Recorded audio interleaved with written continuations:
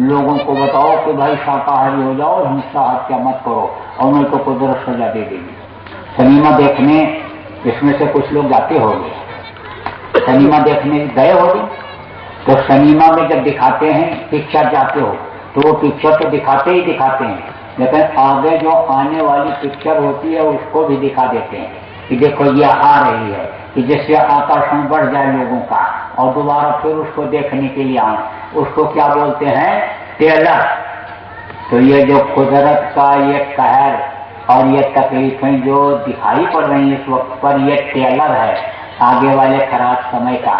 अभी उत्तराखंड में देखा, बजे इतने बह गए मकान और घर और गाड़ी घोड़ा कि तबाही मच गई, बहुत नुकसान, जन और धन का दोनों का नुकसान हुआ।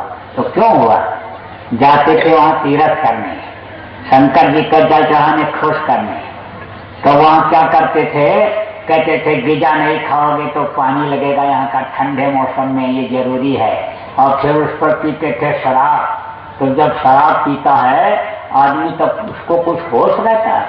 अरे कुत्ता पागल हो जाता है जब, तब वो जो रोटी खिलाता है अपने मालिक को ही काटता है। ऐसे ही जब पगड़ाहट हुई तो माँ बहन बहू को किसी को पहचाना ही नहीं।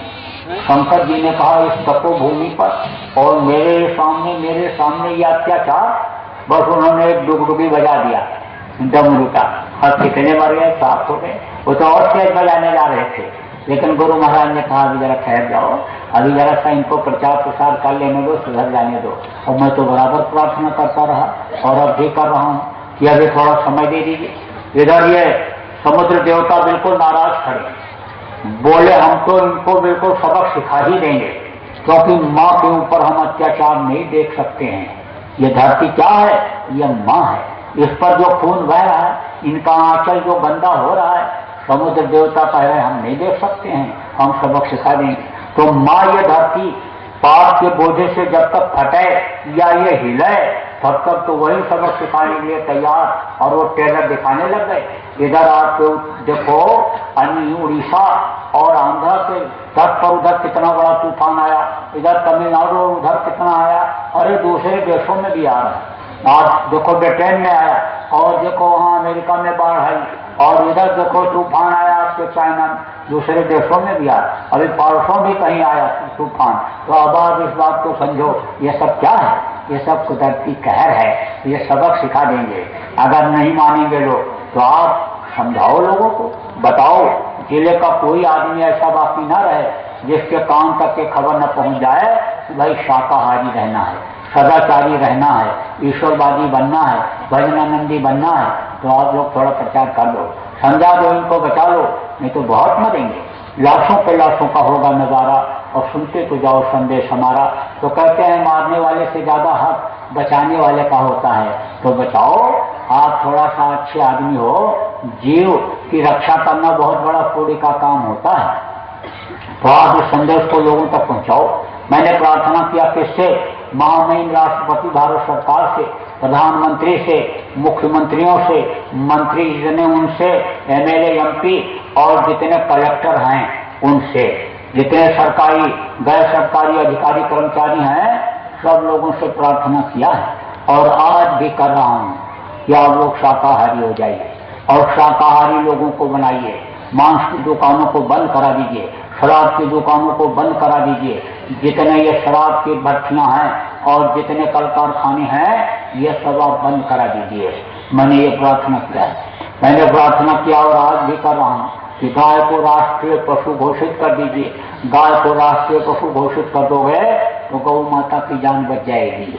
अब आप इस बात को समझो कि जिसका दूध पियो उसी का मांस खाओ, तो कुदरत सजा देगी कि नहीं? गौ को माता कहते हो, दूध पीते हो, और गौओं की हत्या कैसे होती, कैसे मांस पकता है आपको बताऊं?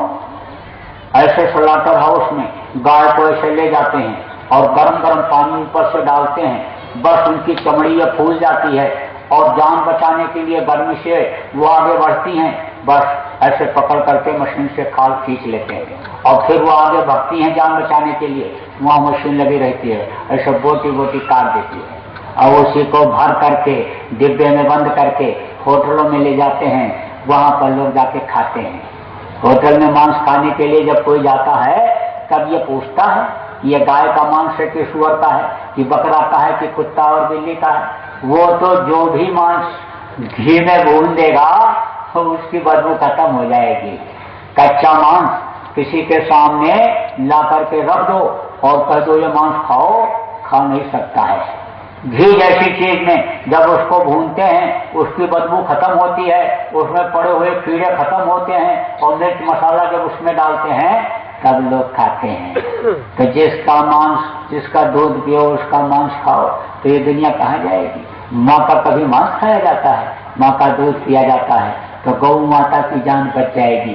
अगर राष्ट्रीय पशु घोषित कर दिया, जैसे मोर को राष्ट्रीय पक्षी घोषित कर दिया, मोर को कोई नहीं मारता, ऐसे कोई गाय को नहीं मारेगा। तो गौ माता की जान बचाना है तो शाकाहार अपनाना है।